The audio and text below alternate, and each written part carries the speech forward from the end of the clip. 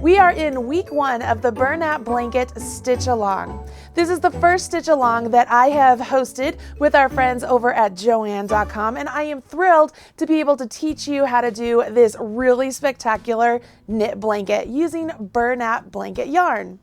In this video today, we are going to learn about clue number 1, which uses colors A, B, and C of the Bernat blanket yarn, your size 11 knitting needles, and I'm going to suggest using a stitch marker as well.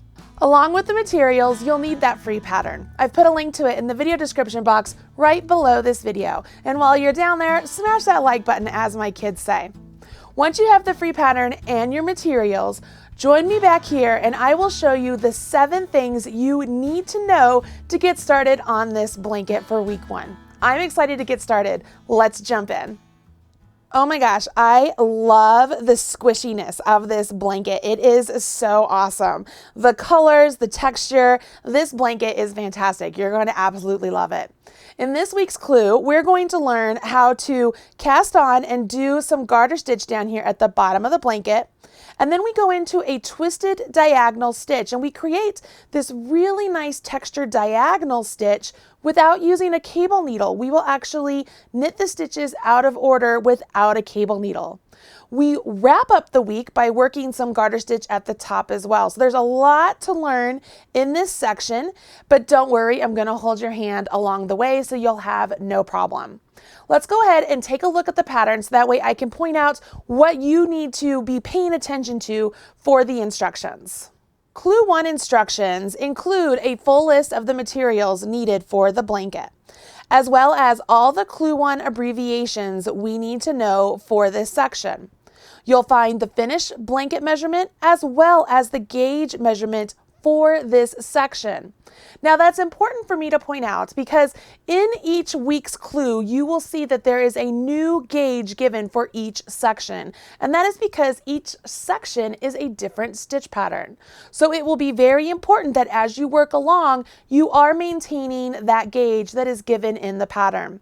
The designer did write the pattern with the appropriate number of stitches used in the blanket to maintain that gauge and be consistent throughout the blanket. So the chances of you needing to change needles are really slim, but the possibility is there. So I just want to make note of that. If you happen to be in a situation like that, we can talk about that in the Facebook group, or you can message me right here on the Marley Bird YouTube channel and I'll help you out so that way you can decide if you need to possibly use a larger needle or a smaller needle. But it is important enough that I point out the gauge is different in each section of this blanket. On the pattern, you will also find notes for each section, so that way it will help you out as you're working along. Last but not least, the designer has included a nice chart. So if you're a chart person, there is a chart included in the pattern for you. Okay, so that's everything you need to know about the pattern for this week. Let's go ahead, grab our needles and our color A, and we will cast on our stitches. For this blanket, I think the long tail cast on is appropriate to use. Make sure that you do have a tail that is long enough to accommodate all 77 stitches you are casting on. Place the slip knot directly onto your needle and begin the long tail cast on.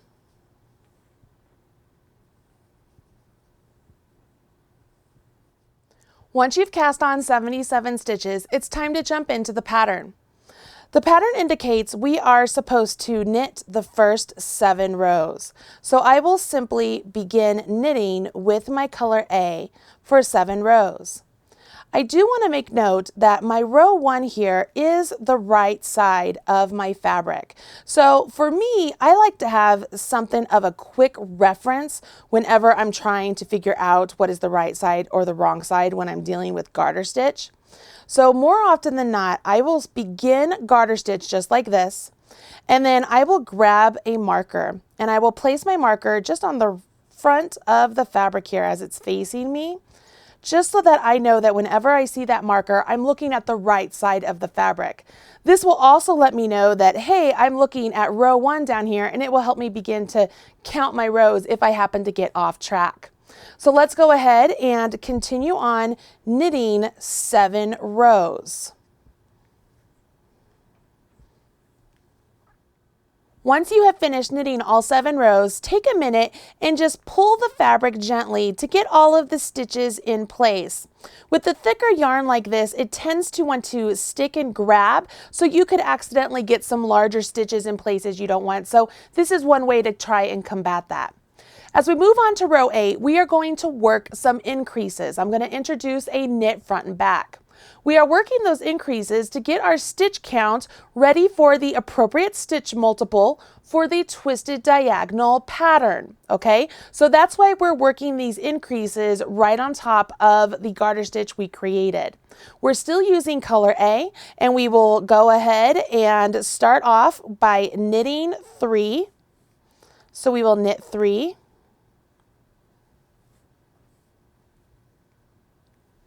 And then we jump right into the knit front and back.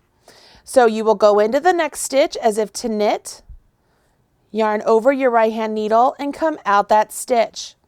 Now I like to say extend your right hand needle. See how I'm extending that stitch ever so slightly? And I'm going to swivel my right hand needle around, and I'm now going to go into the back leg of that same stitch. Can you see that? How now I'm through the back leg? And I will yarn over my right hand needle, pop out the back leg and up. So now I have 2 stitches that I created from 1 stitch. So I can let this 1 stitch now fall off of my left hand needle, and I've created my increase. That is called a knit front and back, and we've increased 1 stitch. Now we've reached the part in the pattern where there's an asterisk, and the asterisk indicates that this is where we will be working our repeat. So we will knit 6 stitches, and then we will work a knit front and back once again. So there, right here is 6, and now I work a knit front and back. So I will go into the stitch, yarn over my right hand needle, come out the stitch, extend, swivel, go into the back leg of that same stitch, yarn over my right hand needle, come out, and now I'll let the stitch fall off my left hand needle. So I have 2 stitches now where I only had 1. I will repeat from star all the way down to the last 3 stitches of the row where I will just knit those. So in this pattern here, I would knit 6 more,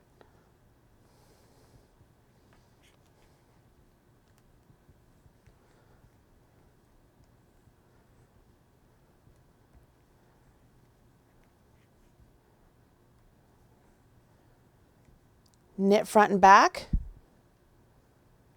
extend, swivel, go to the back leg and off, and on to the last 3 stitches, so I would just knit them.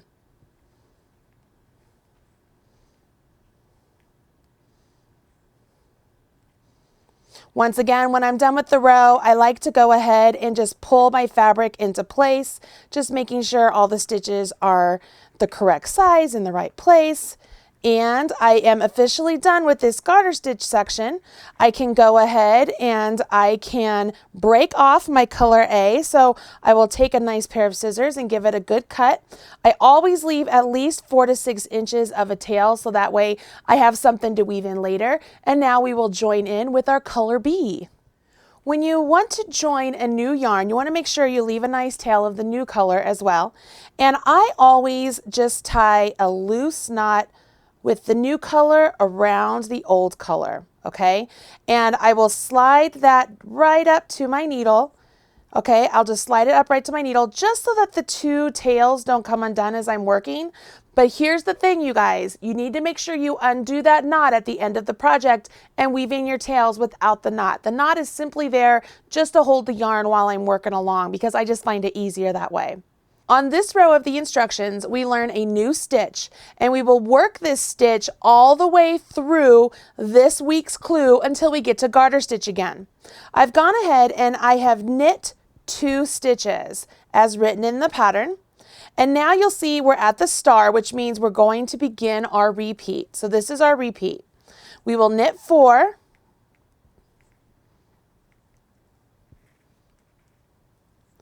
three, and 4, and this is where the magic happens. You ready? So we are going to work with these 2 stitches from our left hand needle. And I want to knit the second stitch on my left-hand needle before I knit my first one.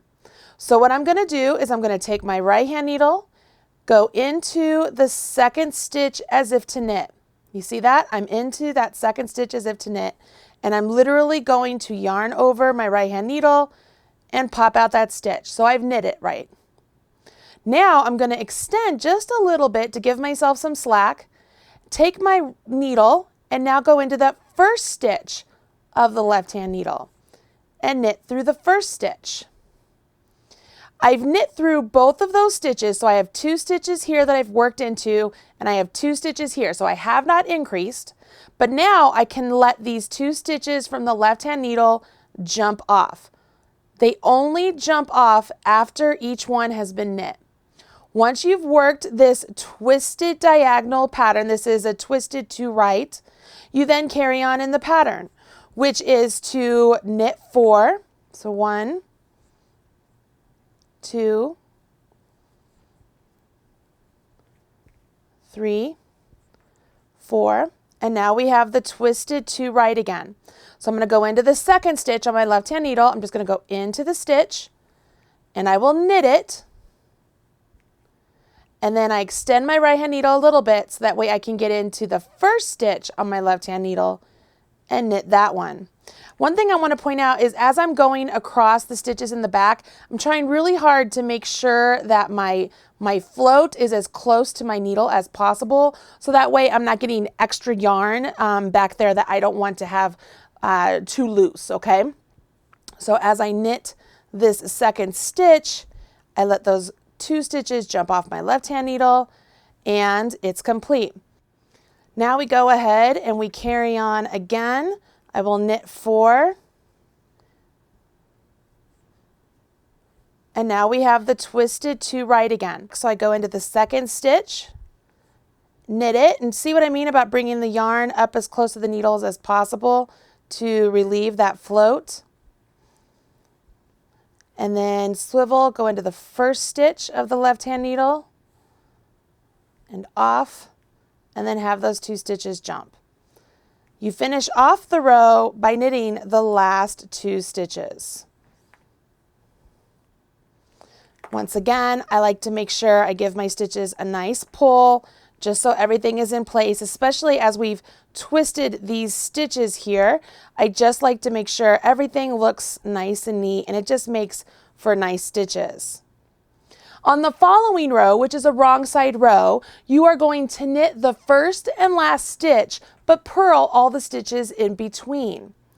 What this will do is keep a nice garter stitch along the edge of the blanket, making it unnecessary for a border, and it just makes it nice and clean. So you will keep the first and last stitch of the entire blanket in garter stitch, but the rest of this row we will simply purl across.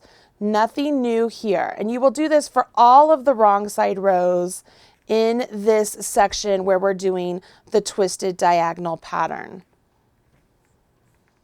As always, just always give your work a little bit of a tug just to get the stitches nice and neat. Okay, so we turn our work and we begin what would be row 3.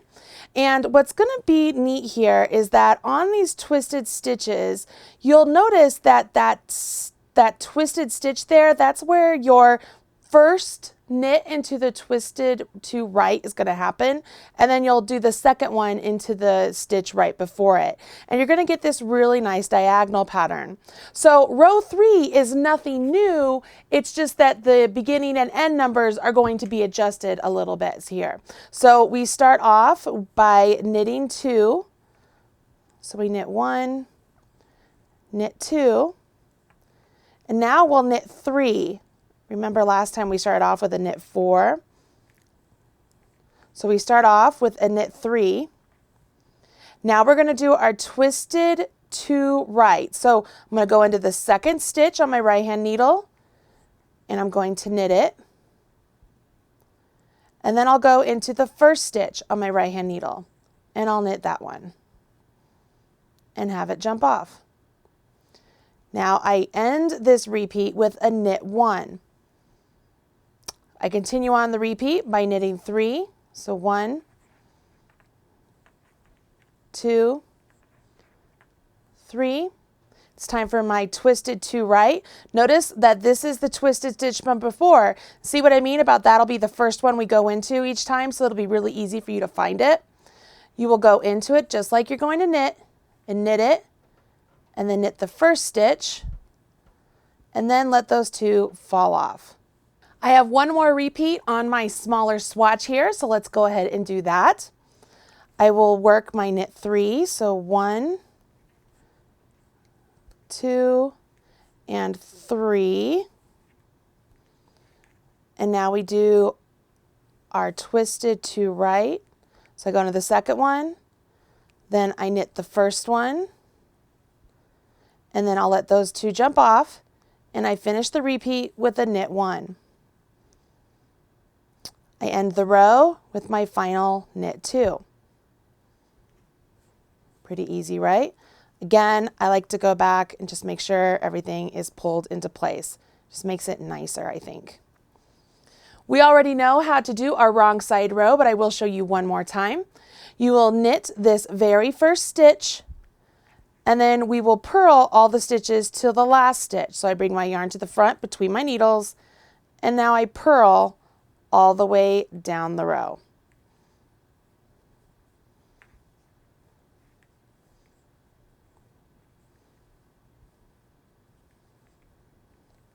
Once you finish row 4, you'll really begin to see that twisted diagonal stitch start to take shape.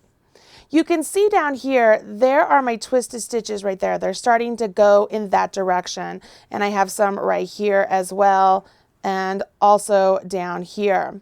The really great thing about this pattern is that there's nothing new for you to really learn for this section. You'll knit the number of knits you're supposed to do, and then you'll do your twisted to right when you're supposed to do it. It's all really pretty repetitive. It's when you get to row 11 that it changes ever so slightly. For all of the rows on the right side, you begin with a knit 2 and you end with a knit 2, with the exception of row 11. In row 11, you're going to actually start off with a knit 1 and then jump right into your twisted to right. And at the end of the row, you will end with your twisted to right and then end with a knit 1. What you're doing there is you're finishing off a diagonal at the start and you're beginning a new diagonal at the end. Let me show you what I mean. I've already worked up this swatch through 2 repeats, and you can see right here where I've marked my row 11, that is the beginning of another diagonal starting at the end of the row. And if we come over here to the start of the row, that is the end of this diagonal here. Can you see how that's the end? And then it was the start. So what that means is on row 11, we are just going to begin our twisted to rights sooner and end with one a little bit later. I'm on a row 11 right now in this stitch pattern, so I want to show you how that works up as I work it through this one. So I begin row 11 with a knit 1. And then I jump right into my twisted to right. And I can see, because there's my diagonal right there, just as I've been going all along, I will start off my stitch into the stitch of the diagonal, and then I will knit the stitch in front of it and have the 2 jump off. Now I go ahead and I carry on in the pattern, which is knit 4.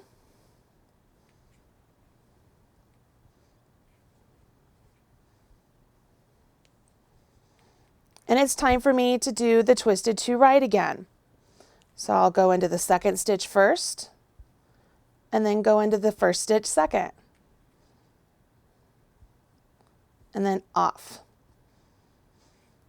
Knit 4.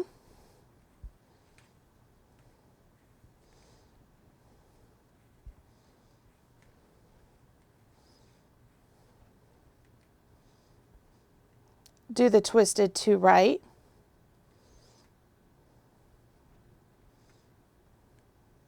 I have one more repeat on my swatch here, and that will bring me to the end of my row. I will work my knit 4,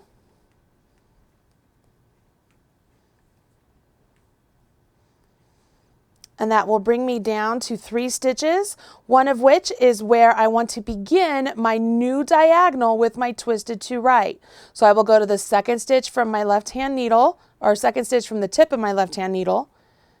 I will knit it, go to the first stitch and knit it. So that's my twisted to right and off. I'm left with 1 stitch on my needle and I will knit that. So that is the only subtle change when it comes to the stitch pattern itself. And all you're doing, as I mentioned, is, so on the row I just finished, is I'm finishing off this diagonal with that twisted to right. And then with this twisted to right, I'm beginning a new diagonal. Now that I've worked a row 11, I'll move on and work a row 12, which, just like all of the other wrong side rows, knit 1, bring my yarn between my needles, and then I will purl to the last stitch of this row, and in that last stitch I will knit 1.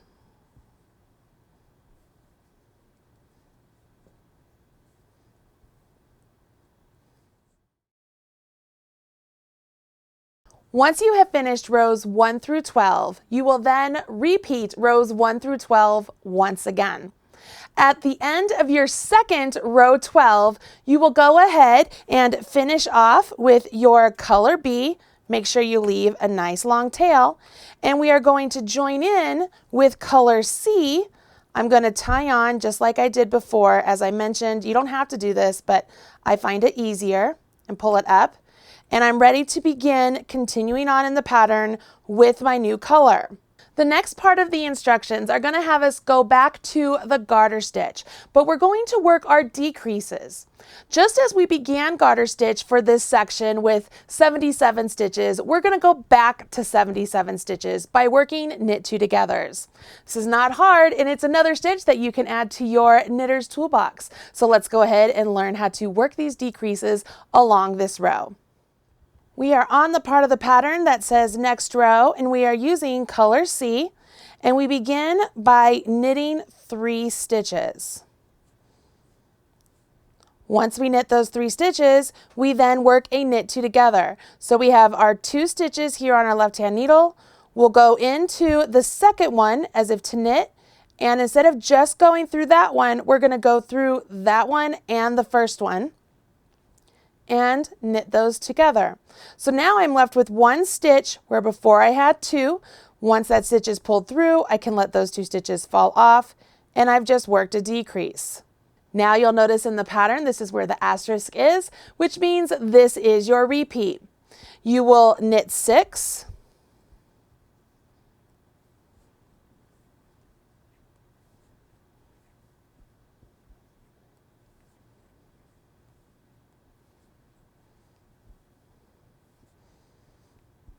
and then work a knit 2 together.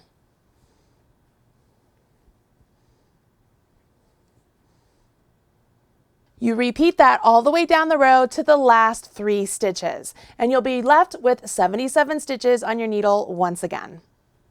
Once you've worked your decreases and you're back to your 77 stitches, you will then carry on and knit 6 rows even. So you'll simply be knitting 6 rows, which will create garter stitch. Once you've finished your 6th row, that's when we have to work an increase again. And remember, we work those increases to get our stitch count to the right number for the next set of instructions. Once you've knit all 6 rows with color C, your last row here is going to be an increase row, and it's really simple. We're going to use the same knit front and back increase we used at the start, and I want to remind you how to do that. We begin the next row by knitting 11 stitches, and then we jump into our repeat, which is a knit front and back. So I will go into the stitch and knit through the front, extend my right hand needle, swivel around, go into the back leg of that same stitch, and knit it through the back leg, and then let it jump off. So I created 2 stitches where there was only 1. And then I finish up the repeat by knitting 10 stitches. I will work this repeat all the way down the row until I have 83 stitches total. Once you have worked all of the increases and you have your 83 stitches, you will go ahead and cut your color C, leaving a nice long tail that you can weave in later. and you will take your project and set it aside until we're ready for week 2 of the Bernat blanket stitch along. So far, we have learned to cast on, how to knit front and back, how to change colors, how to do the twisted to right to create the twisted diagonal pattern. We've learned to purl, and we have also learned how to knit 2 together. That's a whole lot of information right here in week 1, and don't worry, you're going to learn so much more in the following weeks. If you're enjoying this video, don't forget to smash that like button. And as you're working along with this stitch along, make sure you join us in the Facebook group for the JOANN Stitch Along, and make sure you use #MarleyBird or Handmade with JOANN whenever you show your project on social media, so that way we can find you and smash your like button. I'm Marley Bird, and this is the Bernat Blanket Stitch Along with our friends at JOANN.com. I hope you are having a great time and you'll come back for week 2. I'll see you guys again soon. Bye.